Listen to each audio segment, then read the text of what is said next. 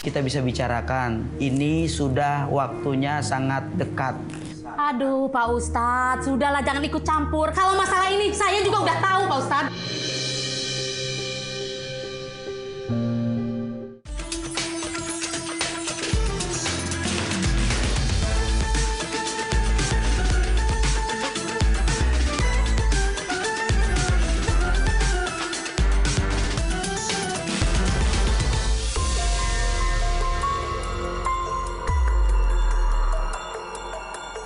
Jadi begini Bu, saya minta maaf sebelumnya. Saya tidak sanggup untuk memenuhi mahar untuk Dian.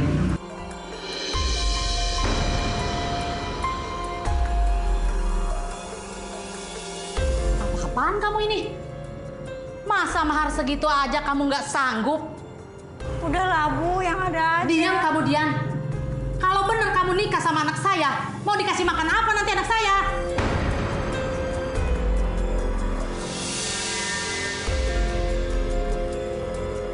Mahar segitu aja kamu nggak bisa nyanggupin? Saya benar-benar minta maaf Bu. Maaf aja nggak cukup. Kan kita udah bicarakan dari awal, harus ada mahar. Mahar segitu aja nggak cukup untuk ngidupin anak saya. Hah? Saya udah besarin anak saya sampai kuliah. Hanya cuma gara-gara kamu nggak bisa nyanggupin mahar itu. Udahlah Bu, yang ada aja. Kasihan Mas Rangga. Diam kamu, Dian. Tapi saya janji Bu akan bahagiain Dian karena saya sayang sama Dian Bu. Saya akan lakukan apa aja buat orang yang saya cintai Bu. Tapi kalau kamu nggak sanggup, nggak bisa nyanggupin permintaan saya sama Dian, sebaiknya kita batalin aja pernikahan ini.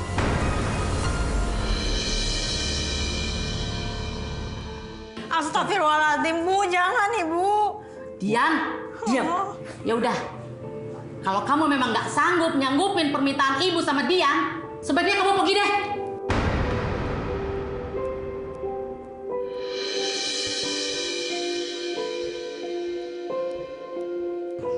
Gimana ini Mas? Aku minta maaf ya. Udah, diam. Bu, tolonglah Ibu. Kasih kesempatan sekali lagi sama Mas Rangga.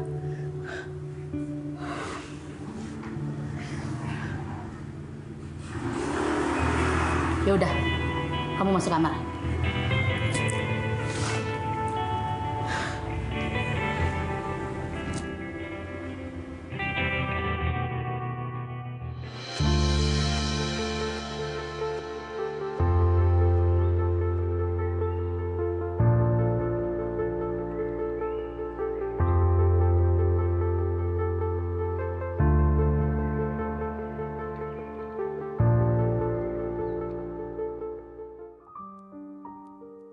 Aku hubungi Aiman ya. Wih.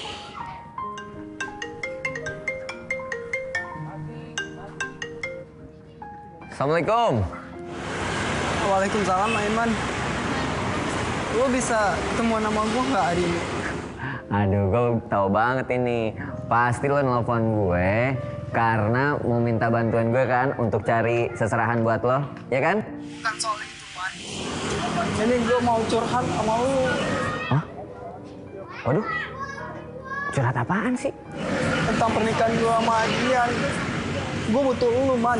Oh iya, yaudah gini aja deh. Kalau gitu, kebetulan banget nih. Agenda siang ini tuh gue sama Ustadz bakalan ke kafe. Ada sesi Ustadz curhat. Nah, yaudah kalau gitu nanti ketemuan aja di sana. Gimana? Ya udah, Man. Nanti gue kesana ya, Man. Makasih banyak ya, Man. Oke, siap. Assalamualaikum. Tuh, Ben, ada apaan ya?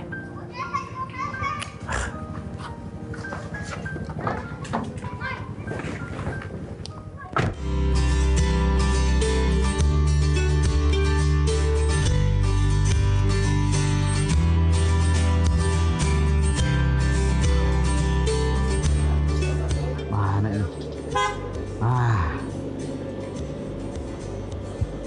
Datang.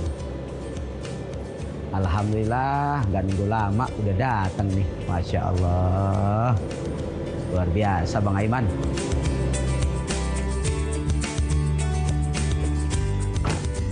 Assalamualaikum. Waalaikumsalam. Insya Allah Ustaz. Baru aja aneh mau telepon. Oh, Udah kelihatan mobilnya. udah kelihatan dari jauh. Cakep bener, rapi bener. Beda kan hari ini kan? Iya, pakai sorban segala lagi. Kenapa Tat? Lihat tuh, lihat. Oh, Pengen kan? abis nikah nih? Pengen kan? Pengen banget. Ya, makanya rapi, acaranya juga lancar. Tapi ngomong-ngomong, maharnya apaan? Maharnya luar biasa. Apaan Tat? Seperangkat alat sholat sama Al-Quran. Lah, rumah segede gini. Yang penting mahar. Ya Allah, Tat, nggak ada uang, emas. Waduh, kalau itu ntar usah ceritain deh, banyak deh. Boleh mahar tuh emas, boleh Al-Quran, boleh seperangkat sholat, bahkan boleh baca Quran. Wih, Masya Allah. Nanti jelasin ya, Tat. Persiapan? Siap. Ayo kita kemana sekarang? Oh iya, Tat. Bentar, maaf. Nah, hari ini sih Ustadz ada janjian nih, Ustadz. Ya. Ada yang mau curhat sama Ustadz di Hari ini kafe. nih? Ya, Siap. pas nih waktunya nih. Tinggal Pas ya? 1 jam lagi. Yuk. Gas. Yuk, gas. Bismillahirrahmanirrahim.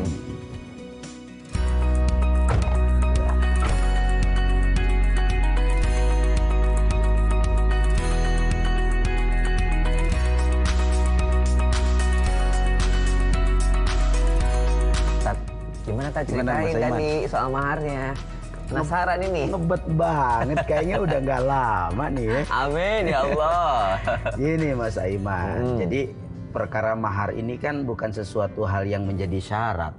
Oh ya? Banyak orang mereka tidak memahami, kadang-kadang mereka berpikir kalau mahar itu adalah syarat sah daripada pernikahan, padahal bukan. Lah, emang syarat sah nikah apa aja, Ustaz? Nah, diantaranya nih syarat sah nikah itu mempelai pria, Ya. mempelai wanita, wali, akad, ijab, qabul. Berarti ada 5, pria, wanita, wali, ijab, dan qabul. Itu menjadi syarat dalam sebuah pernikahan. Jadi mahar itu nggak termasuk? Tidak termasuk. Sehingganya banyak orang yang keliru dianggap bahwa mahar itu adalah sesuatu yang masuk pada rukun dalam pernikahan, padahal tidak. Nah ini sehingganya mahar ini menjadi satu kewajiban. Kewajiban yang dalam bahasa qaidah usul fikih adalah amrun lil ibahah. Perintah yang dibolehkan tapi tidak memberatkan. Nah sehingganya boleh kita minta mahar tapi tidak memberatkan bagi pasangan kita. Boleh, saya katakan tadi, boleh dengan uang, boleh dengan yang tadi pas tadi saya menyaksikan pernikahan, itu dia dengan mahar seperangkat alat sholat dan Al-Quran, itu pun dibolehkan. Sepanjang tujuannya adalah bahwa ketika perangkat alat sholat nih dan Al-Quran tujuannya bahwa ini menjadi alat untuk mendidik istri kita dalam taat dan ibadah kepada Allah. Nah ini. Tapi kalau misalkan gini, Tat, maaf. Kalau misalkan maharnya itu tuh diminta oleh istrinya, calon istrinya itu yang memberatkan, itu hukumnya gimana, Tat? Nah makanya jangan ada Allah Subhanahu Wa Taala mengingatkan dalam Al-Quran surah An-Nisa, wa atun nisa sadiqotihinna nuhlah. Maka kata Allah dalam surah An-Nisa itu berikanlah mahar. Nah, dan berikanlah sesuai dengan kerelaanmu. Nah artinya bahwa jangan sampai kita memberikan itu tidak mendatangkan keridhaan kepada kedua belah pihak. Jadi harus ada akad untuk saling ridho. Iya. Bahwasanya ketika si perempuan bilang itu tentu dia tidak akan menyusahkan pada pasangannya, dan dia tentu juga pasti berpikir bahwa pasangan ini akan mampu mencukupi atas apa yang menjadi maharnya. Sehingganya dibutuhkan di sini adalah apa? Muasyarah bil ma'ruf, ada musyawarah yang penuh kebaikan di antara kedua pasangan, sehingga jangan sampai pada suatu hari nanti mereka akan menikah ada keberatan di antara kedua belah pihak. Begitu.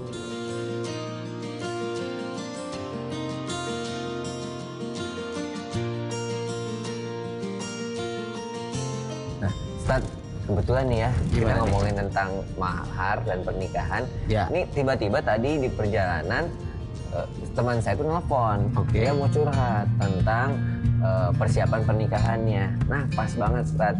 Nanti boleh, Ustaz? Boleh, Mungkin boleh. kalau Ustaz mau ngasih advice atau saran buat temen aku, nanti kita ngobrol-ngobrol di kafe aja kali ya, Ustaz ya? Iya, berarti ini emang musim nikah kali ya? Iya, lah kita kapan? Ya Allah. Iya doain benar, ya yang Allah, penting Ustaz, ya. jangan sampai pernikahan ini menjadi beban. Betul. Iya.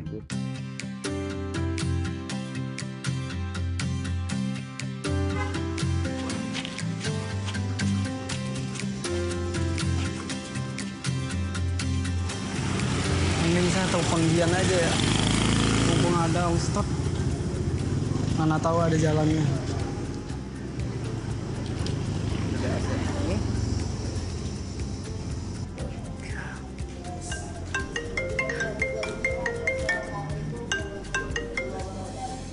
Halo, assalamualaikum. Waalaikumsalam. Dian, kamu bisa ketemu sama aku nggak? Kalau bisa sama ibu. Ada apa ya, Mas? Ada yang harus diomongin lagi. Bisa nggak ke kafe yang biasa? Iya, aku ajak ibu aku. Semoga masalah kita cepat selesai ya. Ya udah, aku tunggu. Makasih ya. Assalamualaikum. Salam.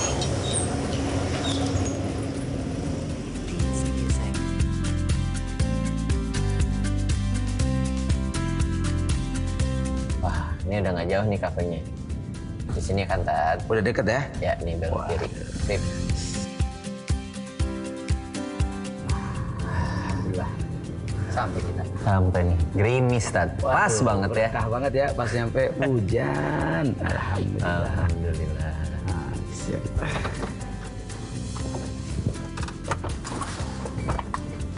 Alhamdulillah.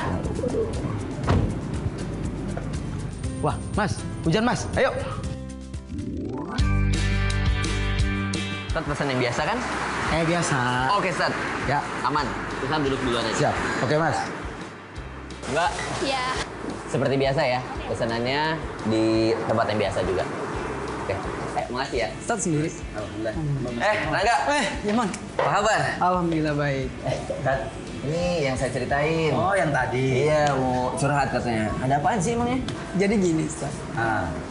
Calon mertua saya membatalkan pernikahan saya dengan Dian. Astagfirullahaladzim.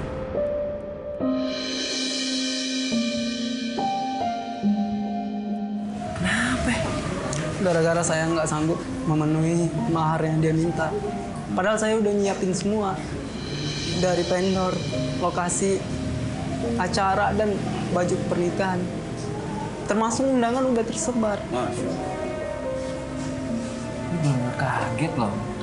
Makanya saya nggak tahu ngapain lagi.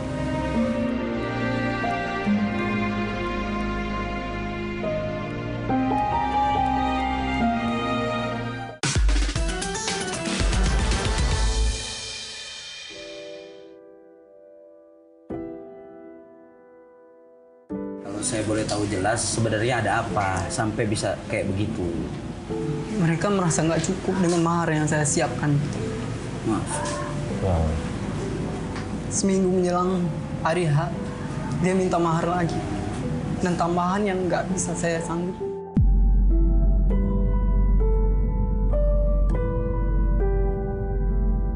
Masya Allah, ini ujian buat Mas. Karena bagaimanapun pernikahan itu adalah sesuatu yang diridhoi oleh Allah Subhanahu wa taala kalau di dalamnya sudah niat karena Allah. Oleh karenanya, Mas kuatin niatnya, minta pertolongan sama Allah. Yang terpenting semoga calon Mas beserta keluarga diberi hidayah oleh Allah Subhanahu wa taala. Sehingga mereka mengetahui kalau sebetulnya mahar itu bukan sesuatu hal yang menjadikan sah daripada pernikahan. Karena rukun daripada pernikahan itu adalah mempelai pria, mempelai wanita, wali, akad, yaitu ijab dan qabul. Nah ini yang terpenting. Jadi kewajiban Mas untuk memberikan mahar tapi tidak menjadi sesuatu yang memberatkan. Mudah-mudahan ini bisa disampaikan kembali sama keluarga. Ini pas banget ya, Ustadz, yang tadi kita di jalan udah menceritakan tentang mahar ini. Ya Allah, ini benar-benar nggak nyangka gue juga. Jadi sorry banget ya, tadi gue pikir lo emang benar-benar nyari seserahan. Iya. Ternyata emang benar-benar masalahnya berat juga ya. Terus sekarang tapi lo masih bisa komunikasi sama calon lo atau mungkin sama keluarganya? Tapi tadi kebetulan saya nelpon, dia mau kesini. Siapa yang mau kesini? Kebetulan dia nama ibunya mau kesini. Tadi saya telepon. Assalamualaikum. Waalaikumsalam. Bu, Rangga, ya. itu bapak kamu. Oh beliau Ustadz Abai. Dan ini sahabat saya Aiman. Iya, Bu. Duduk dulu, Bu. Silakan, duduk. Ada apa ini maksudnya? Ngapain kamu bawa Ustadz segala? Kamu mau menghakimi saya sama Dian? Bukan gitu, Bu. Tenang, Bu. Kita harus ada penengah, Bu, untuk masalah kita ini, Bu. Iya, tapi Tapi kan dari awal saya udah bilang, saya nggak mau Dian terlantar kalau udah nikah sama kamu. Udah, Ibu. Ibu maaf. Tolong tenang dulu, Bu. Ini nggak enak, Bu. Ini di kafe. Bu, ibu meminta seminggu menjelang acara, Bu. Ya, saya nggak sanggup, padahal saya udah nyiapin 200 juta, tapi masih belum cukup, Ustad. Kalau kamu nggak sanggup, apa yang harus kamu penuhin atas permintaan saya dan Dian? Bu, udah lah, Sebaiknya Ibu. dibatalkan. Saya udah bilang, batalkan pernikahan ini. Enggak, Ibu. Enggak. Tenang, Ibu. Tolong tenang, Ibu. Maaf. Kamu jangan bikin malu dong. Bawa Ustadz segala, ini lagi siapa? Maaf, ini saya temennya. Tadi Rangga udah cerita semuanya sama Ustadz, sama saya, dan saya juga agak kaget karena saya pikir tuh baik-baik aja rencana pernikahannya, ternyata akan gagal, apalagi karena mahar, dan kita pun nggak tahu sebenarnya mahar itu seberapa banyak sih yang diminta oleh ibu. Maaf mas, saya potong. Tapi kan ini masalah keluarga saya. Kenapa kamu cerita sama orang lain? Pasti kamu mau mempermalukan saya, ya kan? Tadi udah dijelaskan sama Rangga, biar ada penengahnya, siapa tahu bisa lebih baik lagi dengan adanya Ustadz di sini. Iya, tapi kan kamu bisa ngomong dulu sama saya. Baik Ibu, Ibu tenang dulu ya. Alhamdulillah hari ini kita ketemu. Semua sudah izin Allah Subhanahu wa Ta'ala. Saya sudah dengar dari Mas Rangga semuanya. Tentu ini semua adalah ujian. Ibu pasti pengen punya anak bahagia rumah tangganya. Dan kebahagiaan itu tidak diukur dari mahar Ibu, tapi dari doa Ibu. Tentunya mahar itu kita bisa bicarakan. Ini sudah waktunya sangat dekat. Aduh Pak Ustadz, sudahlah jangan ikut campur. Kalau masalah ini saya juga udah tahu Pak Ustadz.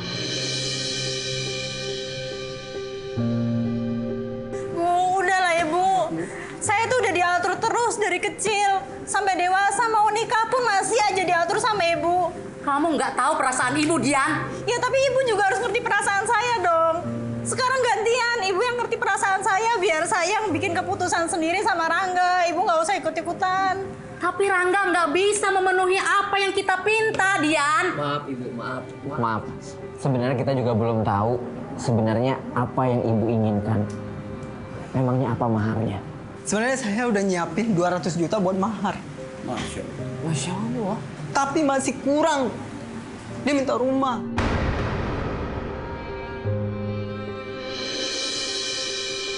Rumah? Dengan waktu 1 minggu saya mau dapat duit dari mana? Astagfirullahaladzim. Karena saya nggak mau kalau anak saya terlantar. Bu, saya janji Bu akan bahagiain anak Ibu. Tapi kan nggak bisa janji-janji doang. Kamu harus buktikan apa yang saya minta, kamu harus penuhi.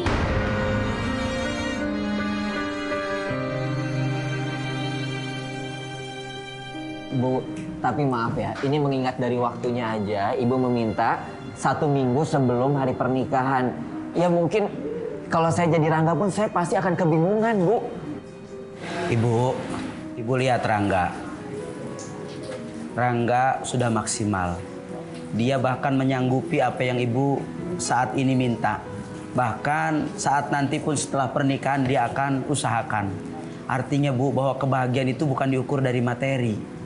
Saat besok misalkan Rangga berikan Ibu rumah, berikan Ibu mobil, saat nanti diuji anak Ibu, diuji Rangga, diuji anak Ibu juga, dengan semuanya hilang, apa semua jadi berakhir? Bagaimana keadaan keluarga mereka kalau Ibu hanya menuntut materi? Apa yang menjadikan Ibu sampai berpikir demikian? Mas Aiman, Pak Ustadz, boleh saya cerita sedikit tentang masa lalu saya? Silakan. Boleh. Begini Pak Ustadz, waktu saya menikah, saya dikasih cincin yang harganya nggak seberapa sama calon suami saya. Selang berapa lama, suami saya meninggalkan saya sama Dian, Pak Ustadz.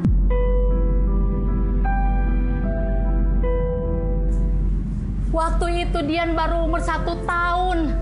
Saya berjuang sendiri, Pak Ustadz, untuk membesarkan Dian sampai sebesar ini.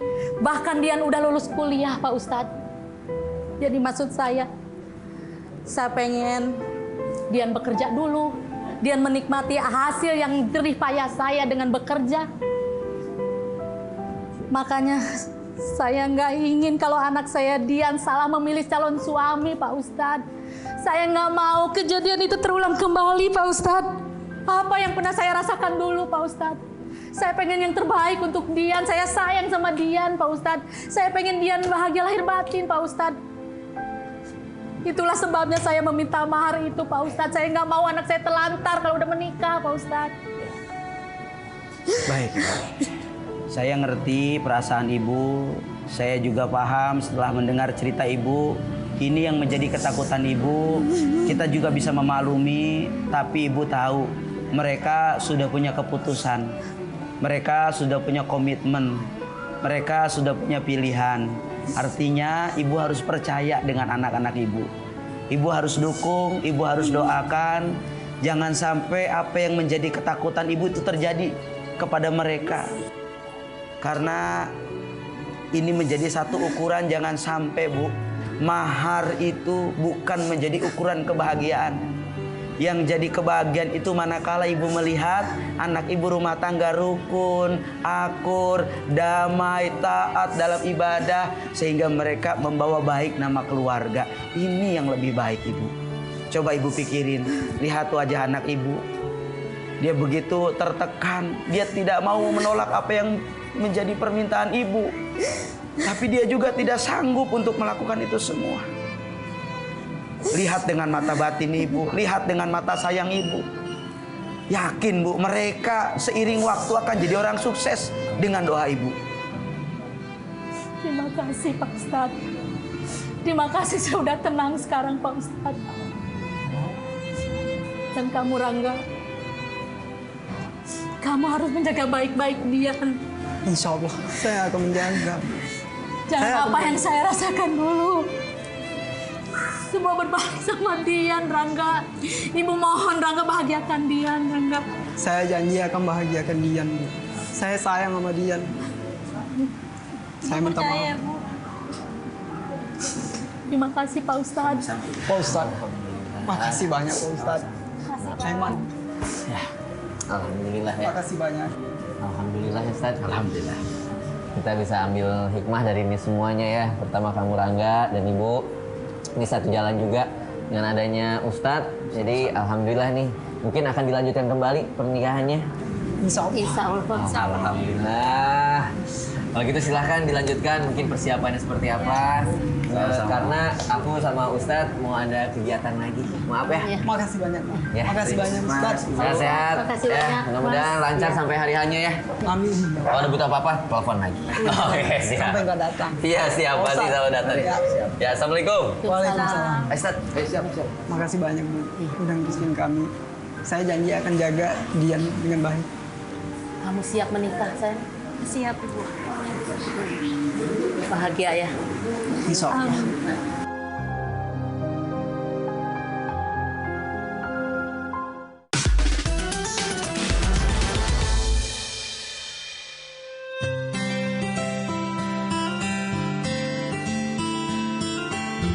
Astagfirullah, Ustadz. Saya benar-benar nggak nyangka itu teman saya. Ternyata seperti itu, tapi alhamdulillah ya. Kalau dengan adanya Ustadz, tadi pas banget momennya, Tad. Masya Allah, nggak nyangka saya juga. Betul. Emang Ustadz boleh ya kalau misalkan hasil mahar tersebut dipakai untuk ibunya? Yang terpenting ini dulu Mas ya. Pertama, dalam pernikahan itu innamal a'malu binniyat. Tujuan dari nikah itu apa sih? Sehingga jangan sampai sesuatu duniawi ini menjadi masalah dalam rumah tangga. Oleh karenanya niatnya dulu yang betul. Kalau niatnya sudah karena Allah, maka rumah tangganya akan mendatangkan keberkahan. Tapi kalau dia niat awalnya hanya duniawi, niat awalnya hanya pengen kaya karena kegantengan, karena harta, karena materi, maka semua rumah tangga itu akan hancur seketika. Saat materinya ada, dia cinta dengan rumah tangganya. Saat materinya hilang, dia hancur rumah tangganya. Jadi tujuan rumah tangga harus karena Allah Subhanahu wa taala. Oleh karenanya ketika dibangun dengan iman, maka apapun yang dia miliki milik orang tua. Yang dia miliki sama-sama doa dari orang tua. Karena tidak ada orang yang punya apapun tanpa ada keredoan, kasih sayang, dan doa dari orang tua. Sehingganya mudah-mudahan harta itu menjadi berkah. Tidak menjadi sesuatu yang malapetaka. Banyak orang duitnya banyak, hartanya nggak kehitung, tapi rumah tangganya ancur-ancuran. Kenapa? Boleh jadi hartanya tidak mendatangkan keberkahan. Nah, jadi yang kita harus dapatkan berkah dalam rumah tangga, sehingga semua itu tidak menjadi masalah. Oh, jangan sampai tuh gagal nikah gara-gara mahar, Ustaz. Aduh, apalagi itu. Auzubillahimindzalik. Ya Allah, jangan sampai saya kejadian seperti itu tadi, ya Allah. Berasa nih Ustaz, kita udah ngobrol-ngobrol di jalanan. Ini udah sore jadi kita udah waktunya nih Lah. untuk istirahat dulu Ustaz. Iya, Mungkin ini. nanti malam Ustaz ada kajian lagi. Benar. Saya ingetin jam 8 Ustaz mulai. Siap, komandan.